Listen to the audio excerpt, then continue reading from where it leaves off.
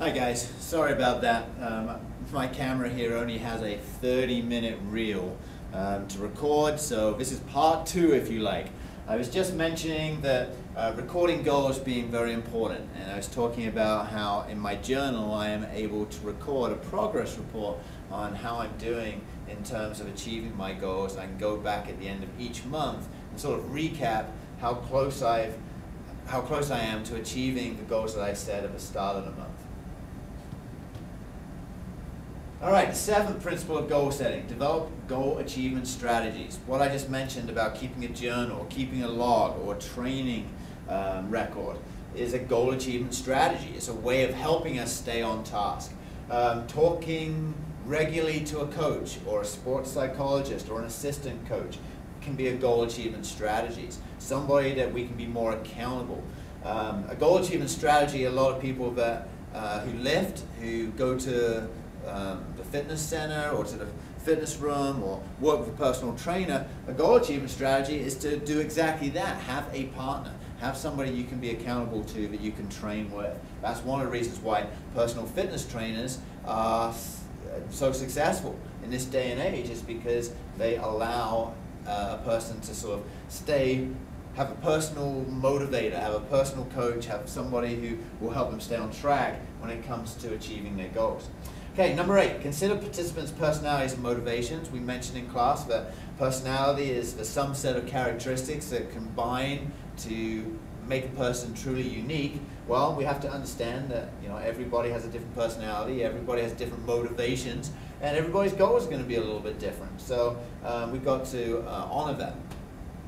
Foster an individual's goal commitment. So we've got to make sure they stay encouraged, which is what we do when we provide goal support.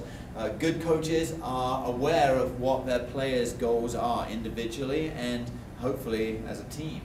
And then provide evaluation or feedback about the goals. So having those regular meetings. One of the things I like to do with my Hong Kong athletes is have regular check-ins. I have a group called Team Hermes in Hong Kong, China, and it's a group of the most talented endurance athletes in all of Hong Kong.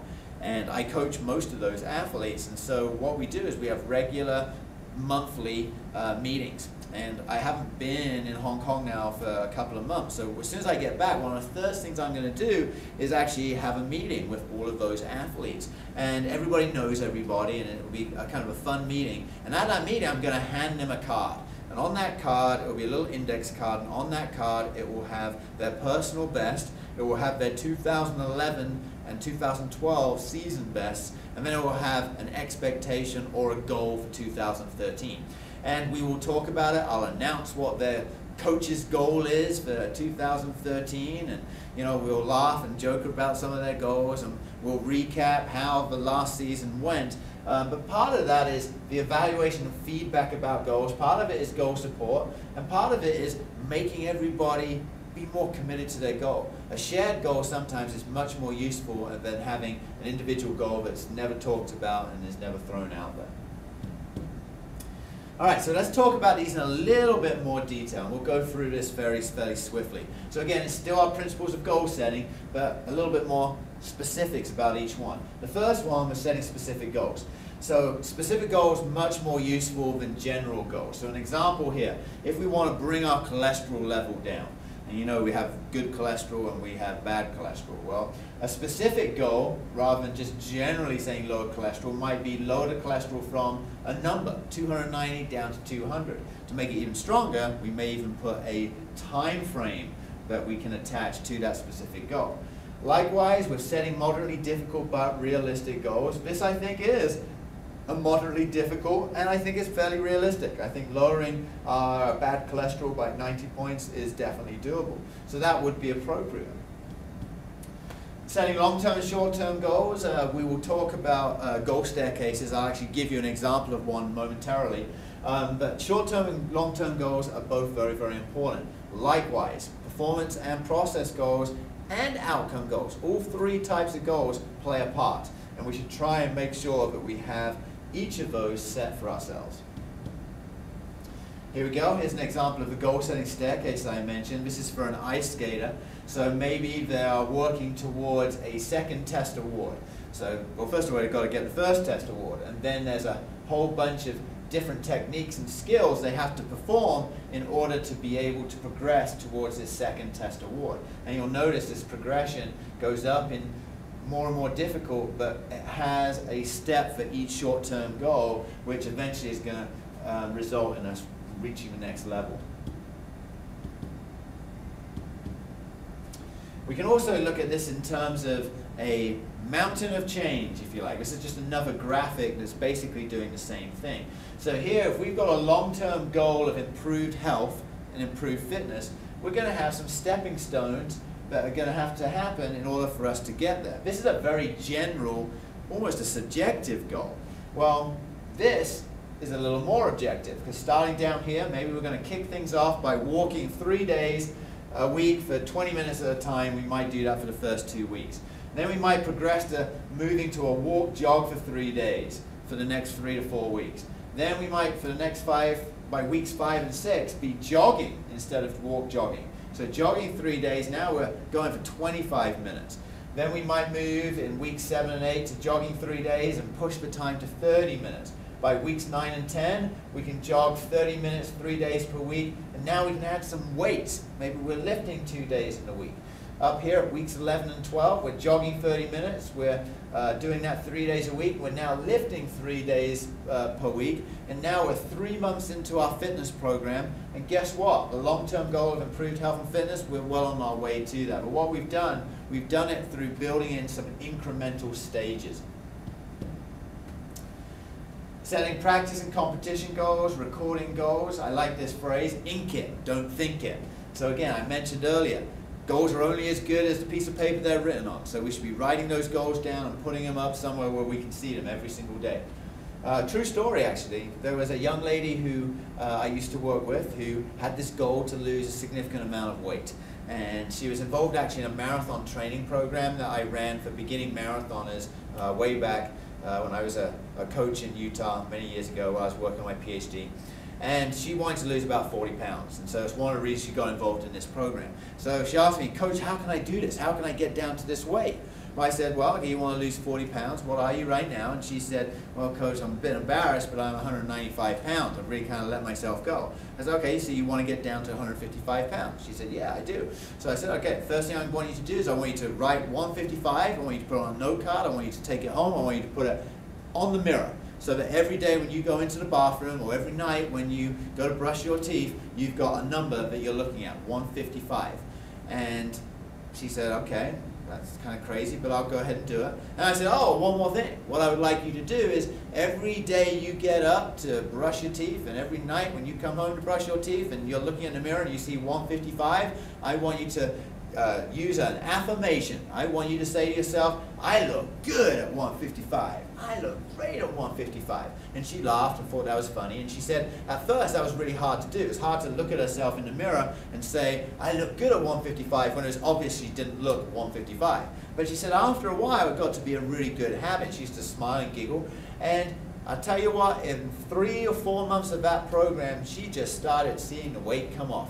And it was amazing. And by the marathon, she was down to 160. A couple of months after the marathon, she was down to 152, 153, and she's managed to keep the weight off. And her life has been significantly enhanced just by being true and persistent to a goal-setting strategy, where she recorded the goal, she put it up, and she was able to see it every day. All right, develop goal achievement strategies. Strategies include how much and how often things will be done. All right, be flexible sometimes though. We don't want to pigeon ourselves in a hole that, we suddenly get disillusioned because we can't achieve it. A lot of people who set New Year's resolutions to get fit in 2013, say, okay, I'm going to exercise every day.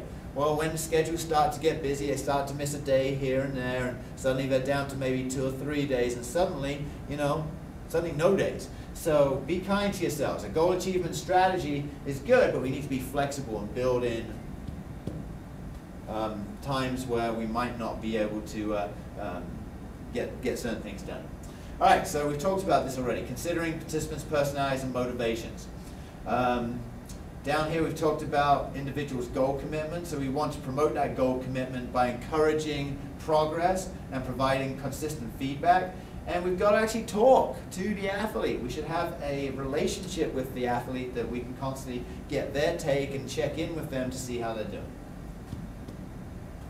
Providing goal support, we've talked about a little already, and providing evaluation strategies. Very important. You know, I see this all the time, unfortunately. I see people who set these big goals. I even see coaches sit down with athletes and set goals. But then they don't get back together again and talk about those goals. And there's not a checking in that's happening.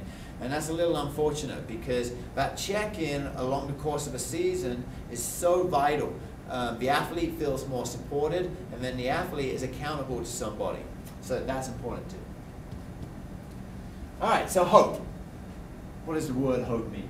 I like this. This is a good way of thinking about strategies for chasing down your goals. Hope involves the thinking process whereby people have an overall perception that goals can be met and the skills to go about achieving those goals. So people high in hope have a sense of goal-directed determination, and they have agency and are able to plan ways to meet the goals. Trait and state measures of hope have been found to correlate to psychological adjustment, achievement, problem solving, and health. So hope is important. But hope by itself isn't going to get that goal achieved. There's got to be action. So hope combined with action is what we're really looking for when we're trying to achieve our goals. But the hope-based Power 4W goal setting system involved the 4 Ws. Wish power. The goal setting exercise I did with you guys to write down your bucket list is all about wish power. What we're trying to do is identify the dreams that we have, and if we push and extend ourselves, these are the things we want to accomplish in our lifetime. Want power is more of the short-term stuff, setting realistic short and long-term goals that when accomplished leads to a dream goal. So we can think of it as our stepping stone, our staircase towards the dream goal. Well, we've got to do that by accomplishing certain things to get there. Way power, we need a strategy. How are we going to get there? So developing a plan and a pathway and a strategy for achieving our goal. And finally, possibly the most important W is willpower. Finding that determination, that commitment, that discipline required to consistently work towards our goal and ways to overcome obstacles that arise. So think about this, being able to have wish power, the want power, the way to power, and the willpower are the 4 Ws that really help our goals get achieved. This is a form of goal evaluation, if you like. So a typical goal, for instance, might be lose 20 pounds in 6 months, or improve our concentration levels in practice. Well, what might be effective evaluation strategies to be able to do this? So losing 20 pounds, one other thing that we can do is have the client inform their fitness instructor of their daily weight or weekly weight, and have a check-in. Again, it makes you more accountable to somebody for this goal. Likewise, here we've got improved concentration levels. How could we do this? Well, we could have a coach give the players a weekly report card from 0 to 10, and on it they mark how well they feel they're able to practice and what their level of concentration is at practice. All right, we are getting close to the end here, but I do want to mention group goals. Group goals are important, especially if we are on a team. So coaches hopefully do a good job of bringing the team together and helping the team establish a team goal for the season. What the definition is: a future state of affairs desired by enough members of the group to work towards its achievement, attaining a specific standard for the group proficiency, usually within a specified time. Now, notice this is kind of an interesting statement here. Desired by enough members of a group. Very rarely are you going to have a group that 100% buys into the same group goal. Usually, you know, we have to go by the majority. Now, a perfect group goal is one that everybody buys into.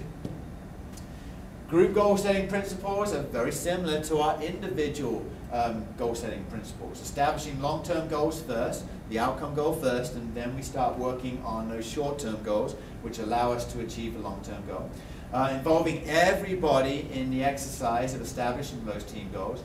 Likewise, like our individuals, we want to monitor our progress towards the goals, and we want to reward the progress. If we make progress towards the goal, we should have a reward structure built in.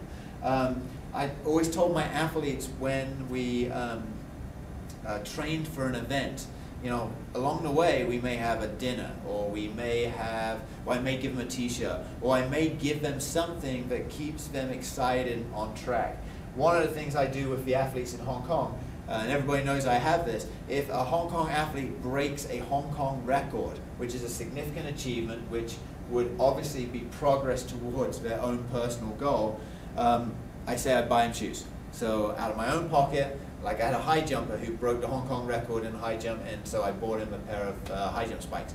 I had a big guy who was Lam Wai who broke the Hong Kong record in the hammer throw.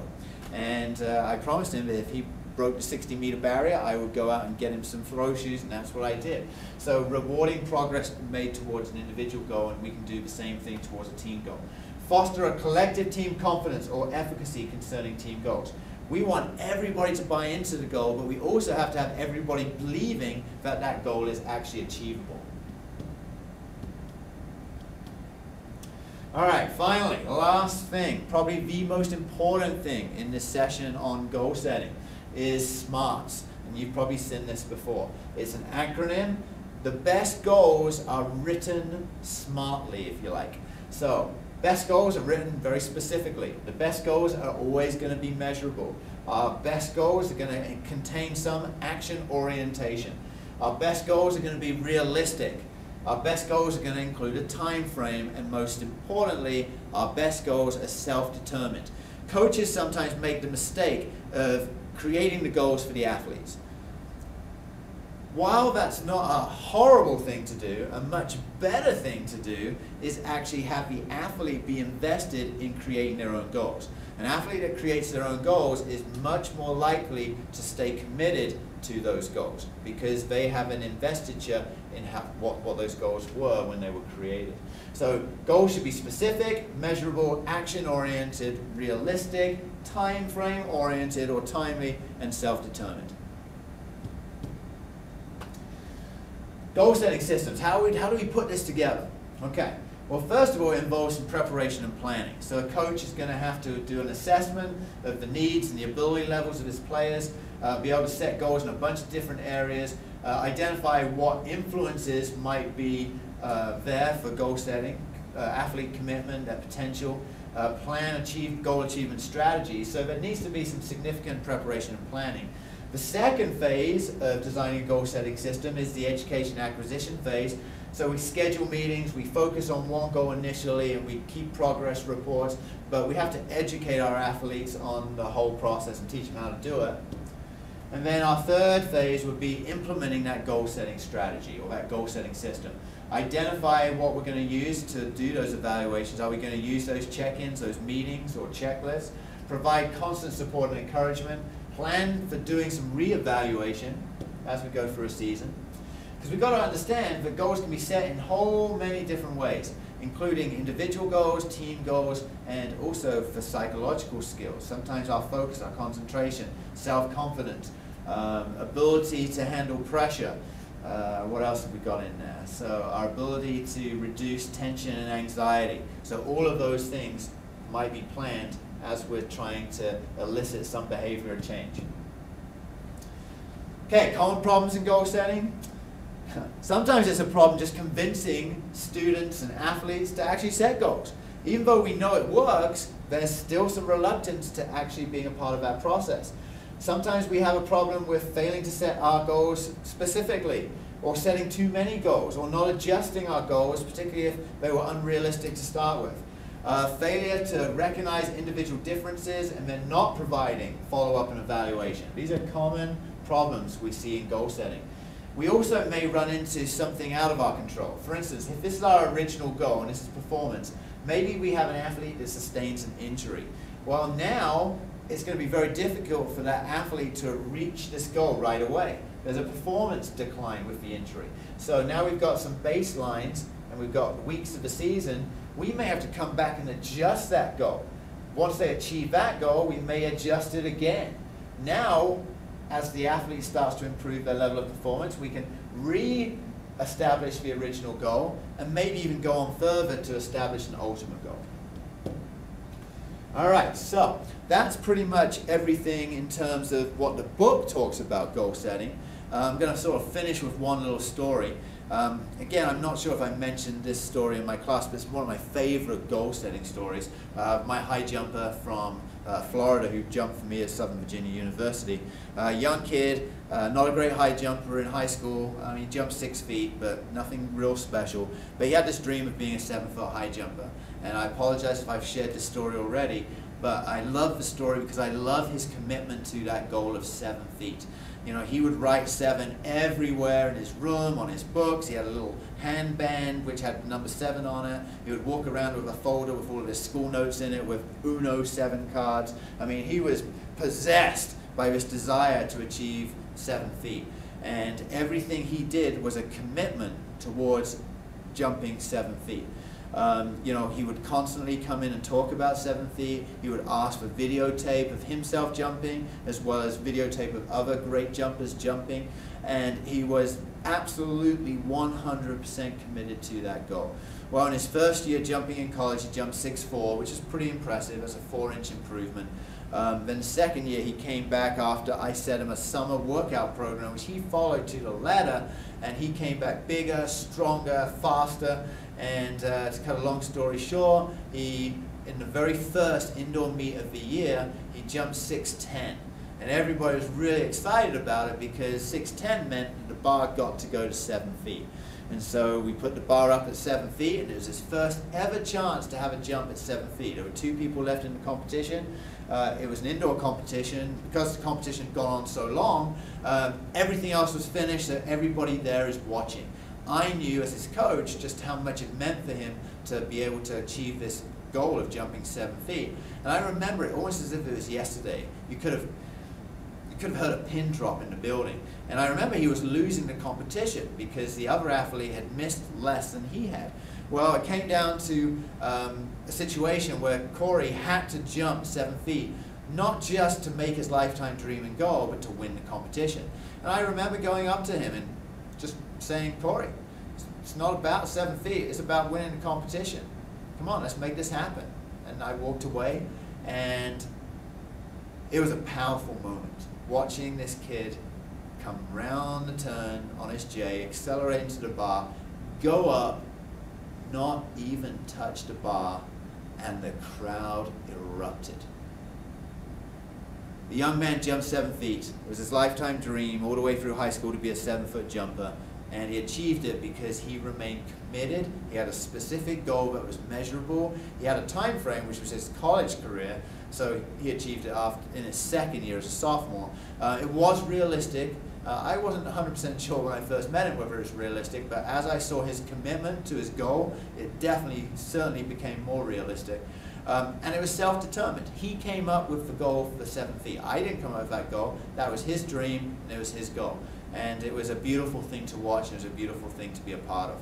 So I hope you get a little bit more of a sense of how important goal setting is. And when we come back after the little break, you know, we'll talk a little bit more about goal setting, and we're going to do an exercise that involves your dream list, your bucket list, which in itself is an exercise in goal setting. So thank you for surviving these 2 little sessions for goal setting, and we'll talk to you later.